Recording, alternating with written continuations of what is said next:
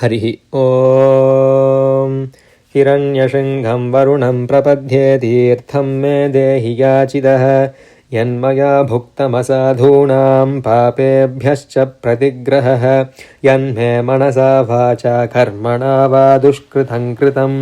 तन्न इन्द्रो वरुणो बृहस्पतिः सविता च पुनन्तु पुनः पुनः सुमित्राण आप ओषधयः सन्तु धुर्मित्रास्तस्मै भूया सूर्योऽस्मान् द्वेष्टियं च वयं द्विष्मः नमोऽग्नये एप्सुमते नम इन्द्राय नमो वरुणाय नमो वारुण्यै नमोऽभ्यः यदपाङ्क्रूरै यदमेध्यै यदशान्तं तदपगच्छदात्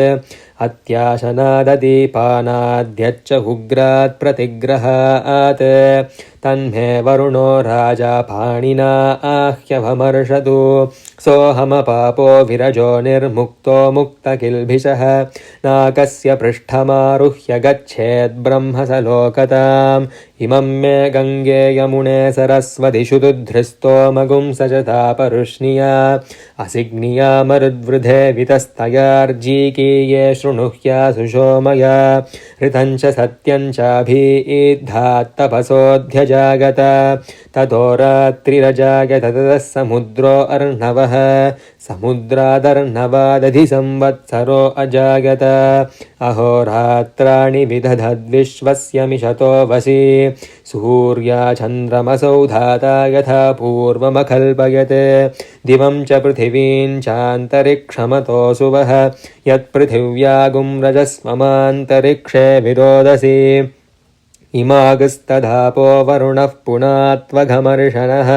येष भूतस्य भव्ये भुवनस्य गोप्ता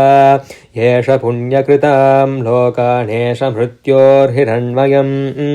ध्यावा पृथिव्योर्हिरण्मयगुं सगृश्रितगुं सुवः सनः सुभः सगुं शिशाधि आर्ध्रं ज्वलति ज्योतिरहमस्मि ज्योतिर्ज्वलति ब्रह्माहमस्मि योऽहमस्मि ब्रह्माहमस्मि अहमेवाहं मां जुहोमि स्वाहा अकार्यकार्यवकीर्णीस्थेनो भ्रूणः गुरुतल्पकः